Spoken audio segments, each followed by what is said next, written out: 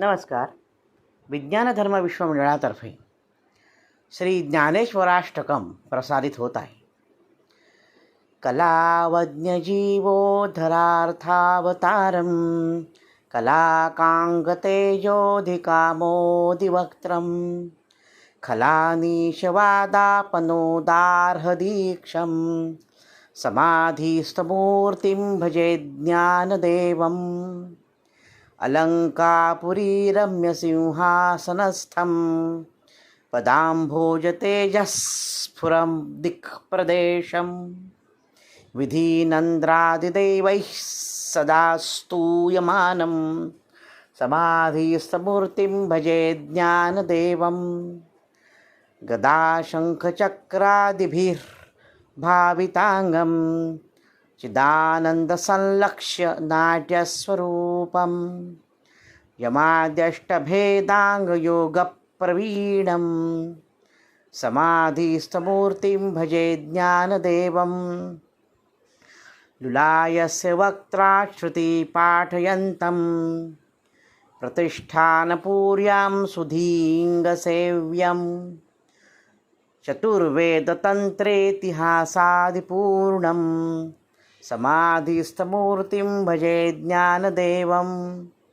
सदा पंढरीनाथपादाब्जभृङ्गं निवृत्तीश्वरानुग्रहात् प्राप्ततत्त्वं महेन्द्रायणीतीरभूमौ वसन्तं समाधिस्थमूर्तिं भजे ज्ञानदेवं. रणे कृष्णं बीभत्सु संवादभूतो रुगीतार्थबोधाय ज्ञानेश्वरी वै कृतिनिर्मिता येन च प्राकृतोक्त्या समाधिस्थमूर्तिं भजे ज्ञानदेवं. चिराभ्याससंयोगसिद्धिर्बलोढ्यो बृहद्व्याघ्रशायी महाञ्चाङ्गदेवः निरीक्षाग्रकूड्यागतं वीतगर्वः समाधिस्थमूर्तिं भजे ज्ञानदेवं. क्वचित्तीर्थयात्रामिषेणेति नीत्वा स्वसंवेद्यतत्त्वं न जानासि विष्णोः ततः प्रेषितः खेचरं नामदेवः समाधिस्थमूर्तिं भजे ज्ञानदेवं.